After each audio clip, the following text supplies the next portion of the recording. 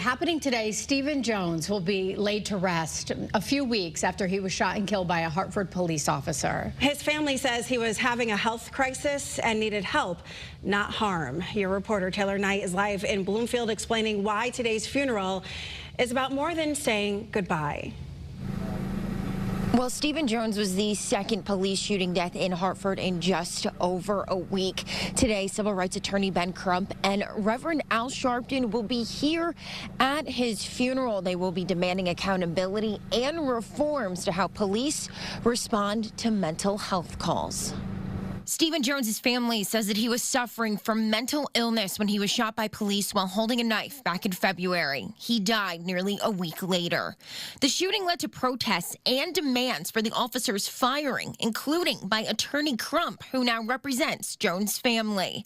At the funeral, he will be issuing a national call for justice to demand accountability and meaningful reforms to law enforcement's response to mental health calls, and Reverend Sharpton will be delivering the eulogy.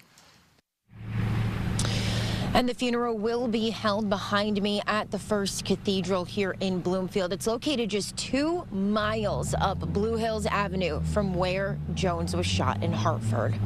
Your reporter live in Bloomfield, Taylor Knight, Channel 3 Eyewitness News. All right, Taylor, thank you. And this morning, the Hartford Police Union says the shooting was justified. Jones refused multiple commands to drop the knife.